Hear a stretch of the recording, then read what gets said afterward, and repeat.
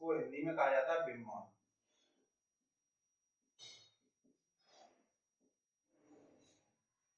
इसका अगर दूसरा नाम और देखें, साइंटिफिक नेम और देखें, इनको कहा जाता है थ्रोम्बोसाइट। यहाँ पर और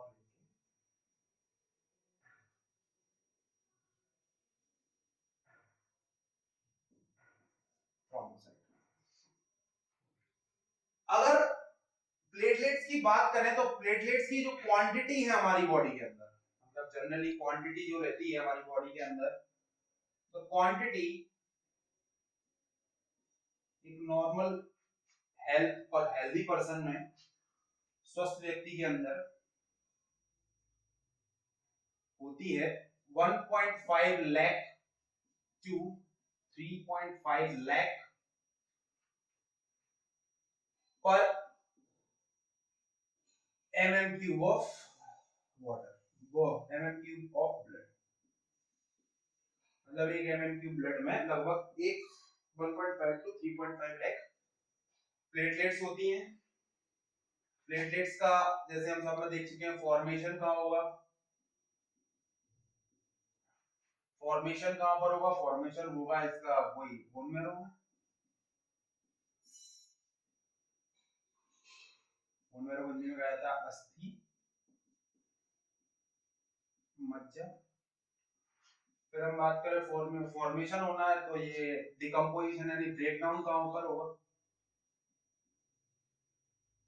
ब्रेक डाउन, इसका ब्रेक डाउन होगा ब्लड में ही, ब्रेक डाउन ब्लड में ही हो जाता है, इसीलिए ब्लड को graveyard of platelets also. Recycle कहां पे होगी, रिसाइकल या रीजनरेशन, रीजनरेशन भी ये ब्लड में होगी। फिर हम बात करें कि इसकी लाइफ, लाइफ अपन यहां पर लिखे हैं फॉर्मेशन,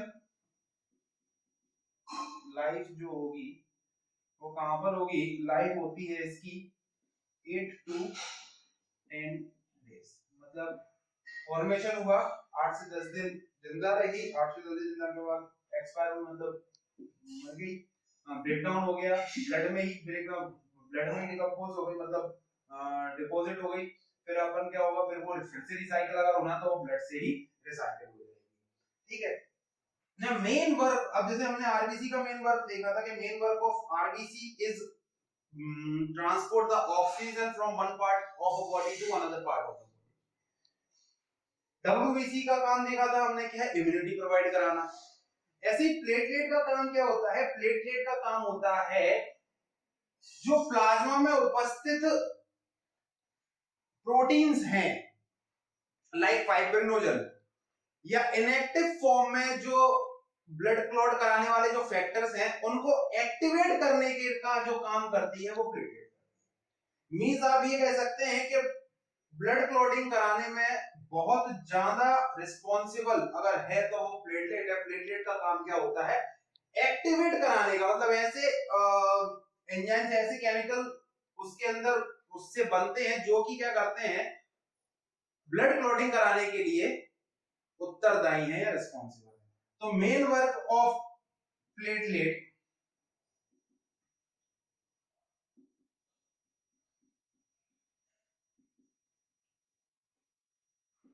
प्लेटलेट ब्लड क्लॉटिंग कह सकते हैं। हम ये भी देखेंगे ब्लड क्लॉटिंग होती कैसे, क्या कैसे काम करती है प्लेटलेट, प्लेटलेट के अंदर क्या चीज है, ब्लड क्लॉटिंग हमारी बॉडी के अंदर होती कैसे, क्लॉट कैसे बनता है। तो ये हो गया प्लेटलेट के बारे में थोड़ी सी जानकारी। अब वो प्लेटलेट से रिलेटेड और क्या बात कर सकते हैं अपन, कि प्लेटलेट का मेन काम हमने देख लिया, टाइमिंग देख ली, ठीक है। फिर हम क्या है, जैसे प्लेटलेट्स की बात करें तो अब देखते हैं ब्लड में क्लॉटिंग, ब्लड में क्लॉटिंग कैसे होती है इसके बारे में थोड़ा सा समझने की कोशिश करें। जैसे हमारी बॉडी, अब देखिए ब्लड में क्लॉटिंग कैसे होती है, mechanism of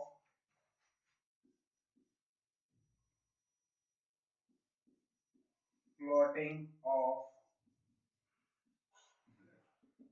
mechanism of clotting of blood. देखिए मैकेनिज्म क्या होती है कि इसके अंदर हमारे ब्लड के अंदर, जैसे हमारी बॉडी के अंदर कहीं पे भी कट लगा या फिर कहीं पे भी इस तरीके से लगी जहां पे ब्लड बाहर निकलने लगा, जैसे ही ब्लड बाहर निकलने लगता है तो उसके अंदर क्या होता है, कुछ वो एक कुछ टाइम तक निकलता है, कुछ टाइम के बाद वो ब्लड बंद हो जाता है। क्यों हो जाता है बंद? क्योंकि जिस जगह पर लगा होता है, जिस जगह पे आपका कट हुआ है, उस जगह पर आपकी क्लॉटिंग हो जाती है, ब्लड क्लॉट जमा लेता है, ब्लड क्लॉट जमा लेता है, जिससे क्या है, अंदर का जो ब्लड है बॉडी के अंदर, जो ब्लड वेसल्स में बहने वाला जो ब्लड है वो बाहर नहीं। मेन थिंग ये हो गई। अब ये ब्लड क्लॉट जमता कैसे है? कि क्या होता है कि जैसे हमने कुछ चीज देखी थी, एक जैसे फाइब्रिनोजन करके प्लाज्मा के अंदर एक वो देखा था, और हमने वहां पे भी कहा था कि ब्लड क्लॉटिंग कराने में ये बहुत ज्यादा उत्तरदायी है, बट इन इनएक्टिव फॉर्म में। फाइब्रिनोजन, प्लाज्मा, प्लाज्मा में एक प्रोटीन होती है फाइब्रिनोजन, हमने देखा था कि फाइब्रिनोजन होती है जो ब्लड क्लॉटिंग कराने के लिए उत्तरदायी है, बट अभी इनएक्टिव फॉर्म में। ये प्लेटलेट से कुछ चीजें निकलेंगी, ये क्या करेंगी, उस प्लेटलेट से कुछ चीजें निकलेंगी जो कि क्या कहते हैं, फाइब्रिनोजन को एक्टिवेट कराएंगी और कन्वर्ट कर देंगी किसमें, फाइब्रिन। फाइब्रिन क्या होगा, जैसे फाइब्रिनोजन फाइब्रिन में कन्वर्ट हुआ तो फाइब्रिन होती है थ्रेड लाइक स्ट्रक्चर, मतलब थ्रेड लाइक स्ट्रक्चर होता है। अब ये थ्रेड लाइक स्ट्रक्चर जहां पर कट लगा हुआ है वहां पर एक जाल टाइप का बना लेगा। जाल मतलब एक तरीके का जाल या एक छन्नी टाइप की या फिर एक नेटवर्क टाइप का बना लेगा। अब जैसे ही वो नेटवर्क बन गया तो वो क्या होगा कि हमारी बॉडी फ्लूइड में कई प्रकार की, हमने कहा कि डेड सेल्स हैं, जैसे आरबीसी भी डेड होती है, डब्ल्यूबीसी भी डेड होती है, ब्रेकडाउन होता है, प्लेटलेट्स भी डेड होती है। तो ये क्या करती है कि यहाँ पर वो जैसे बनाया तो आरबीसी डब्ल्यूबीसी प्लेटलेट का जो डेड पार्टिकल्स हैं और कुछ आरबीसी हैं, ये क्या है, वहां उस पर्टिकुलर जाल से बाहर ना जाके उस पर्टिकुलर जाल में जाके फंस जाते हैं। अब वो इकट्ठी होती गई, इकट्ठी होती गई, इकट्ठी होती चली जाती है, तो क्या करती है, एक फंस जाती है और उस जाल को पूरा कवर कर देती है। अब जैसे ही वो जाल कवर हो गया तो हमारा ब्लड क्या होगा, बाहर नहीं निकलेगा, एक सॉलिड फॉर्म में कन्वर्ट हो जाती है वो, और जैसे सॉलिड फॉर्म में कन्वर्ट होंगी तो वो ब्लड बाहर नहीं निकलता और क्लॉट जमा हो जाता है। क्लॉट जमने से क्या, हमारा ब्लड बाहर नहीं निकलता। तो किसकी वजह से? तो मैकेनिज्म क्या होती है कि सबसे पहले हम देखें, ये जो क्लॉटिंग जो है वो दो तरीके, दो स्टेजेस में होती है। एक स्टेज होती है हमारी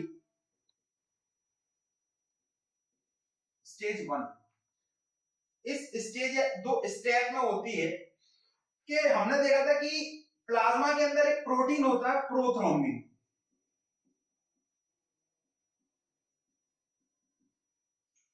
प्लाज्मा के अंदर एक प्रोटीन होता है प्रोथ्रोम्बिन।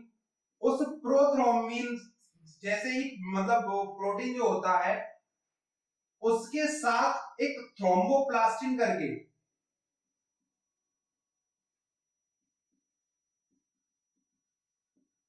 थ्रोम्बोप्लास्टिन करके एक केमिकल इससे मिलता है, रिएक्शन होती है, और रिएक्शन किसके रिस्पेक्ट में होती है, Ca2 पॉजिटिव एंड विटामिन के।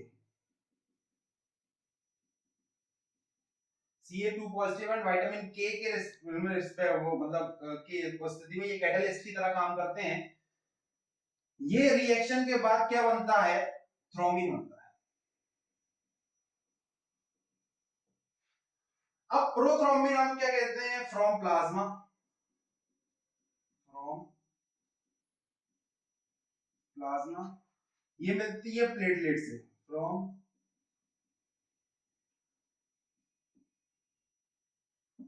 प्लेटलेट्स, और ये बना देती है थ्रोम्बिन।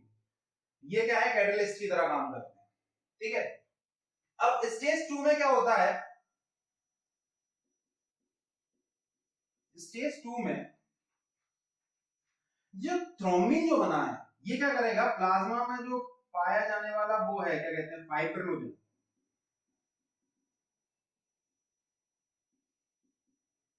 ये थ्रोम्बिन फाइब्रिनोजन से कनेक्ट होकर,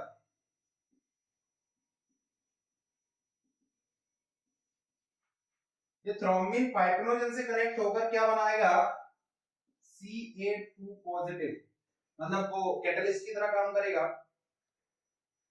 Ca2 पॉजिटिव फाइब्रिनोजन से कनेक्ट होकर Ca2 पॉजिटिव फाइबर तो क्या बनाएगा, फाइब्रिन बनाएगा। फाइब्रिन बनाएगा। और ये फाइब्रिन क्या होती है? Thread like structure and form a network of threads। अब जैसे ही नेटवर्क बन जाएगा तो उसके अंदर जो डेड पार्टिकल्स हैं हमारे ब्लड के अंदर वो उसके अंदर उस नेटवर्क में फंस जाएंगे और वो नेटवर्क क्या कर देगा? उसको सॉलिड होकर एक क्लॉट का फॉर्म कर देंगे। मतलब fibrin and form a clot. तो ये पूरा स्ट्रक्चर है प्रोथ्रोम्बिन से थ्रोम्बोप्लास्टिन, जो कि प्लेटलेट से मिली है, जो कि प्लेटलेट से मिली है। CA2 पॉजिटिव विटामिन के उपस्थिति में क्या होगा? थ्रोम्बिन में कन्वर्ट करेगा। अब ये फाइब्रिनोजन जो है वो जो थ्रोम्बिन जो है वो फाइब्रिनोजन को फाइब्रिन में कन्वर्ट कर देगी। और फाइब्रिन क्या होती है? थ्रेड लाइक स्ट्रक्चर है जो कि नेटवर्क जनरेट करता है। नेटवर्क जनरेट करने के बाद उसका क्लॉट का फॉर्मेशन हो जाता है। तो ये पूरे की पूरी मैकेनिज्म है क्लॉटिंग, ब्लड क्लॉटिंग। ठीक है, it is a mechanism for blood clotting. तो ये पूरा आप देख लीजिएगा। अब इसकी थोड़ी सी डिसीजेस के बारे। अब हाँ, अब जैसे प्लेटलेट है, प्लेटलेट की वजह से ब्लड क्लॉटिंग हो रही है और सारे के सारे एलिमेंट जो फैक्टर जो कि ब्लड क्लॉटिंग करा रहे हैं वो अंदर ही है। ब्लड क्लॉटिंग मतलब जो बॉडी ब्लड के अंदर ही है ना, ब्लड में ही है। तो हमारी बॉडी के अंदर ब्लड की क्लॉटिंग क्यों नहीं होती? उसका एक रीजन है कि सारे के सारे फैक्टर जो कि ब्लड क्लॉट कराने के लिए हैं उत्तरदायी, जो कुछ भी है ब्लड क्लॉटिंग कराने के लिए उत्तरदायी है, सारे के सारे फैक्टर जो ब्लड क्लॉटिंग कराने के उत्तरदायी ब्लड में होने के बावजूद ब्लड हमारे बॉडी के अंदर फ्लो होता रहता है और ब्लड क्लॉट क्यों नहीं, क्लॉटिंग वहां पर क्यों नहीं होती? उसका एक रीजन है। वो क्लॉटिंग नहीं होने का रीजन है कि बॉडी के अंदर, ब्लड के अंदर एक एंटी क्लॉटिंग एलिमेंट होता है। एंटी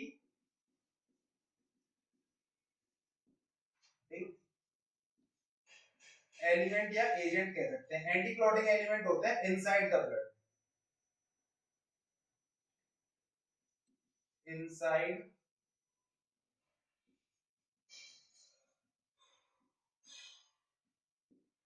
इनसाइड द ब्लड और बॉडी कह सकते हैं।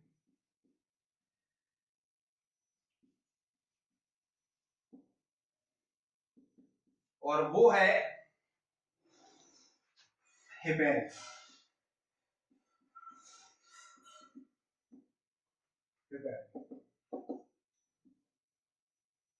हेपेरिन होती है जो कि एंटीक्लोटिक। अब जैसे ही हमारा कट लगता है हमारी बॉडी के अंदर, तो बॉडी के अंदर ये ब्लड के अंदर या बॉडी के अंदर जब हेपेरिन होगा तो वो एक्टिव फॉर्म में होता है एंटीक्लोटिंग एलिमेंट के तौर पे।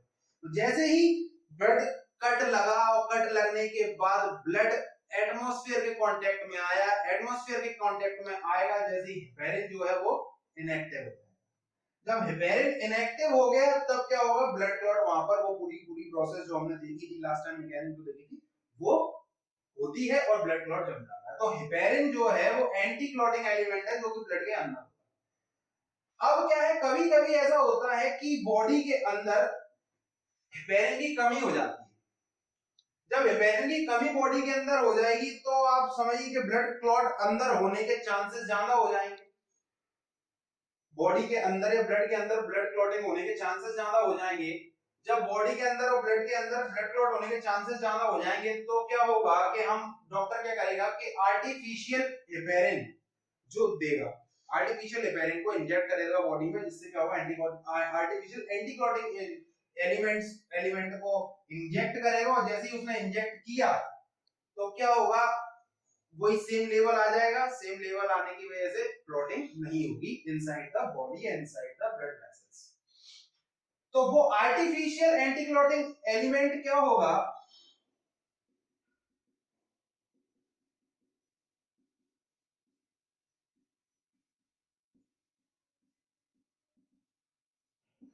Clotting artificial anti clotting, sorry blood clotting नहीं, एंटी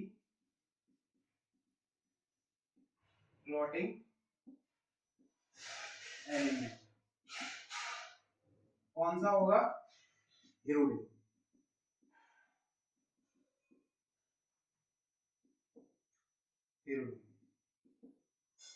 हेरोडिन कहा जाता है इसको, और ये बनती कैसे है? ये बनती है सलाइवा,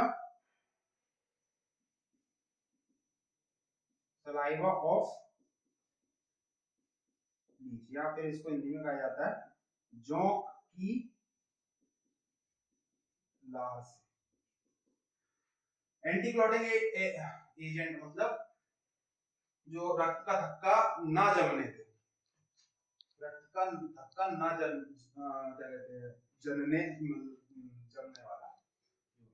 हेपेरिन हो गया, हेरोडिन हो गया। अब कुछ बीमारियों के बारे में थोड़ा सा देख लेते हैं कि जब हमारी बॉडी के अंदर प्लेटलेट की कमी हो जाएगी तो अल्टीमेटली क्या होगा? जब हमारी बॉडी के अंदर प्लेटलेट की कमी हो जाएगी तो ब्लड क्लॉटिंग होने की चांसेस, ब्लड क्लॉट अगर मतलब ब्लड क्लॉटिंग कम हो जाएगी, ब्लड क्लॉटिंग कम हो जाएगी तो दिक्कत आएगी। ब्लड क्लॉटिंग नहीं होगी, ब्लड क्लॉटिंग नहीं होगी तो एक्सेस लॉस, अगर कटा पिटा कहीं चोट लगी तो बॉडी का जो ब्लड है, एक्सेस लॉस ऑफ ब्लड हो जाएगा, जिससे मृत्यु भी हो सकती है। अगर हमारी बॉडी के अंदर प्लेटलेट्स का फॉर्मेशन ही ना हो, और जैसे एक बीमारी है हीमो, अभी मैं बता अपन डिसीजेस में ये सब पढ़ेंगे, डिटेल में पढ़ेंगे। हीमोफीलिया, हीमोफीलिया एक बीमारी है जिसको हिंदी में भी हीमोफीलिया कहा जाता है। इसका एक और नाम है रॉयल डिसीज। देखिए हीमोफीलिया में होता क्या है कि हमारी बॉडी के अंदर थ्रोम्बोप्लास्टिन का फॉर्मेशन खत्म हो जाता है। अब थ्रोम्बोप्लास्टिन बनती किससे है? प्लेटलेट से।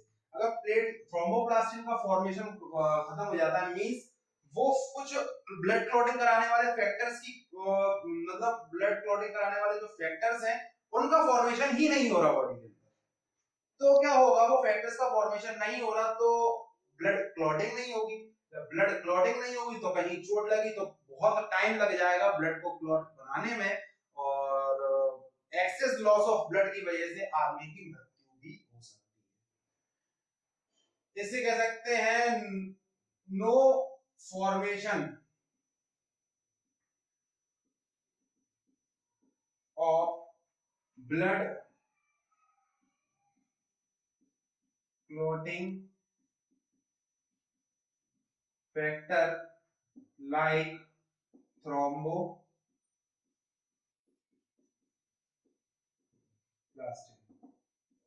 थ्रोम्बोप्लास्टिन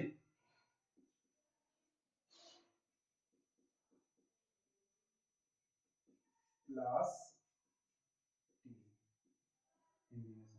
तो क्या होगा? ये इसका फॉर्मेशन नहीं होगा, इसका फॉर्मेशन नहीं होगा तो एक्सेस लॉस ऑफ ब्लड हो जाएगा। एक्सेस लॉस ऑफ ब्लड की वजह से ब्लड क्लॉट नो, सो इससे क्या होगा? नो ब्लड क्लॉटिंग,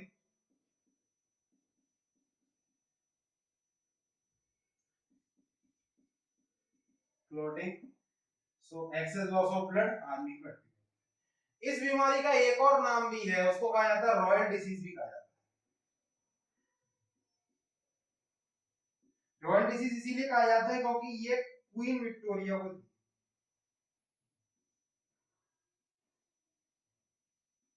ये किसको थी? क्वीन विक्टोरिया, मतलब जो ब्रिटेन की महारानी थी ना 1837 के टाइम पर, तो उस समय पर उनको ये बीमारी थी, इसीलिए इस बीमारी को रॉयल डिसीज कहा जाता है।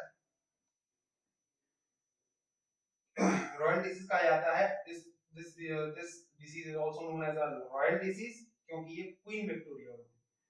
अब हम मैं बात करूं जैसे क्वीन विक्टोरिया को थी, हाँ एक फैक्ट और है, it is a genetic disease.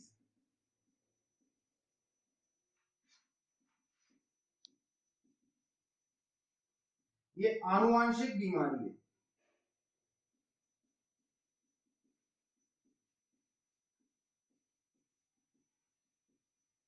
ये एक आनुवंशिक बीमारी है।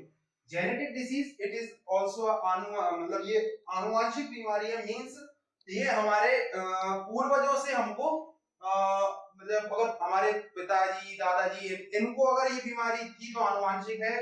जेनेटिक डिसीज मतलब ये बीमारी अगर आती है तो आपके पूर्वजों को अगर है तो होगी, अदरवाइज नहीं।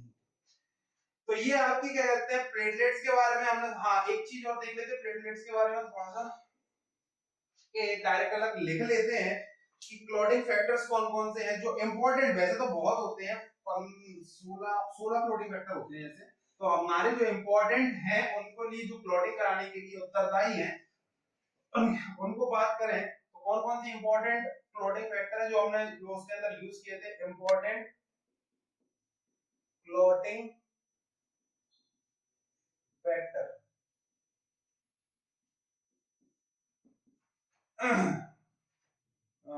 कौन कौन से हो गए, एक तो हम बात कर रहे सबसे पहले प्रोथ्रोम्बिन,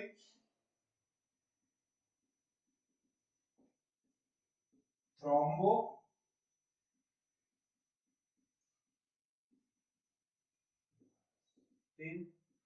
और या तो थ्रोम्बोप्लास्टिन बोल दो, अगर प्लेटलेट भी आया था कोई थ्रोम्बोप्लास्टिन भी प्लेटलेट से ही बनता है, या तो फिर प्लेटलेट। अब हम बात करें कन्वर्ट हो जाता है थ्रोम्बिन में, कराने के लिए कैटलिस्ट कौन सा यूज होता है, कैल्शियम और विटामिन के, इसका साइंटिफिक नेम फिनोकिनोन होता है, और फिर आपका फाइब्रिनोजन और फाइब्रिन। मतलब ब्लड क्लॉटिंग से रिलेटेड अगर कोई भी फैक्टर पूछा जाएगा तो इन्हीं से पूछा जाएगा, इससे ज्यादा नहीं। तो यहाँ पर हमने अपने ब्लड की जितनी भी सेल्स थी, प्लाज्मा थी, आरबीसी, डब्ल्यूबीसी, प्लेटलेट्स, इनके बारे में थोड़ा सा पूरा समझ लिया है, जो फैक्ट्स थे इनसे रिलेटेड जितने भी थे वो कंप्लीट कर लिए।